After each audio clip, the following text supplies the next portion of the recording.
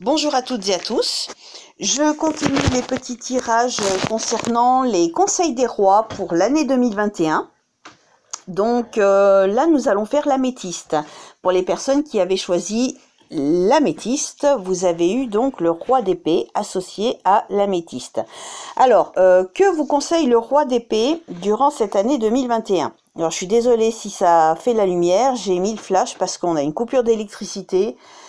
Faire ça en hiver, je trouve pas ça sympa du tout, hein. Franchement, le gouvernement, là, s'il nous écoute, c'est quand même pas très honnête. Enfin bon, bref, j'espère que tout va bien chez vous. Donc, le roi d'épée. Donc, le roi d'épée, on parle de savoir s'exprimer avec justesse, directement, mais aussi avoir un esprit analytique. Il faut, voilà, dans ce domaine-là, c'est le conseil du roi d'épée. Il faut s'efforcer à résoudre la situation avec un regard objectif. Donc, essayez d'être objectif en cas de conflit, en cas de difficulté. Votre jugement doit être juste. Essayez d'être le plus juste possible. C'est en tout cas le conseil du roi d'épée. Avec prudence, évidemment, hein, il faut y aller avec prudence. Le roi d'épée, on dit aussi qu'il est souvent, il a de l'intellect, il est intellectuellement compétent. Donc voilà, avoir de l'intellect dosé à juste valeur. Donc il faut aussi mettre en avant votre savoir-faire, votre intelligence, vos principes qui sont en général nobles. Donc en tout cas, on vous suggère de les avoir nobles. Il faut être honnête, essayer de traiter en affaires, de trancher avec honnêteté. Parce que on tranche, hein, avec le roi d'épée, on tranche. Il faut être rigoureux. Si vous êtes dans une situation un petit peu spécifique où vous êtes un petit peu mêlé, ben essayez de vous en détacher, mais avec objectivité. Et on parle aussi de recherche de vérité, de ne rechercher que les faits, ne pas s'embrouiller dans des futilités, dans des paroles qui ne sont pas nécessaires. Donc voilà, en gros, le conseil du roi d'épée pour l'année 2021. Alors, on va compléter avec le tarot, je me rappelle jamais des énergies, celui-ci. Donc le tarot des énergies pour le roi d'épée. Hop, j'en ai une qui s'est retournée dans mes mains. Ah, la pression. Alors la pression.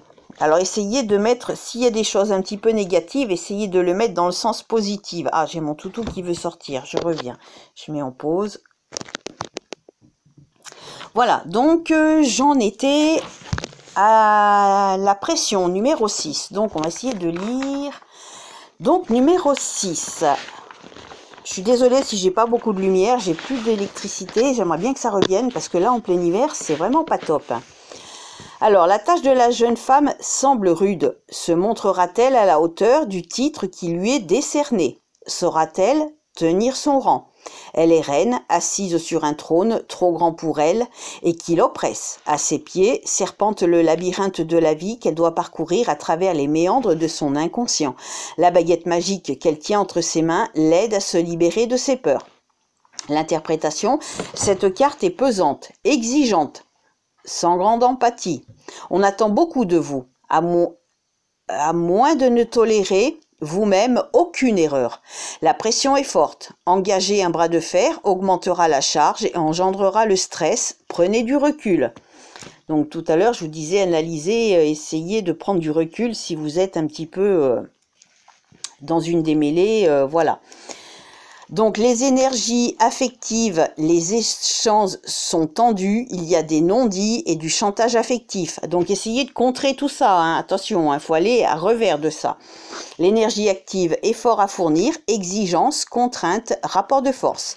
Énergie matérielle, délai, charge, taxes, frais, urgence.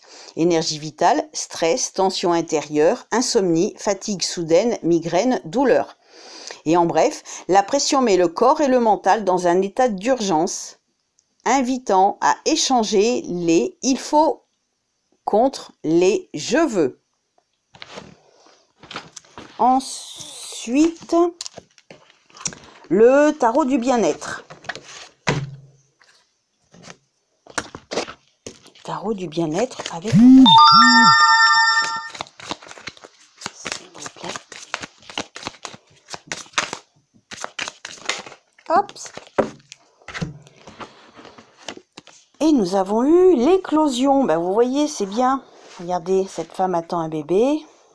L'éclosion, on peut aussi parler de projet hein, avec cette carte. Donc 18. Donc l'éclosion. Elle libère. Alors cette carte symbolise un départ, une renaissance. Vous écrivez un nouveau chapitre de votre vie, le commencement d'une histoire, le démarrage d'un job. Elle apporte excitation et épanouissement. Vous franchissez un palier, accédez à de nouvelles fonctions avec impatience et fierté.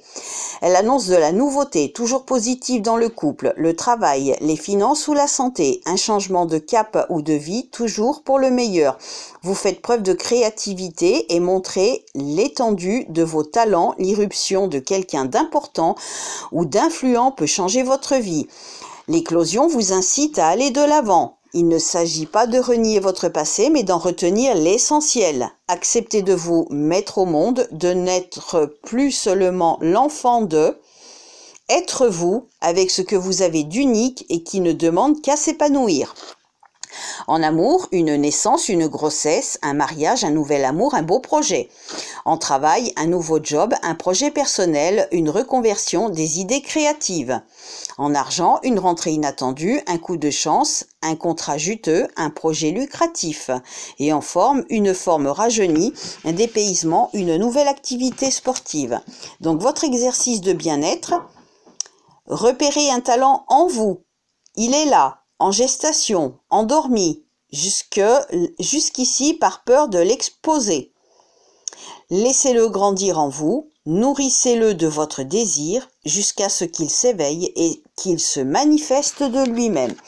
Donc voilà les petits conseils pour vous qui aviez choisi l'améthyste associée au roi d'épée. Donc prenez ces cartes comme des conseils, comme la façon d'agir et essayez de contrer le négatif en fait. Voilà, bonne fin de journée, au revoir.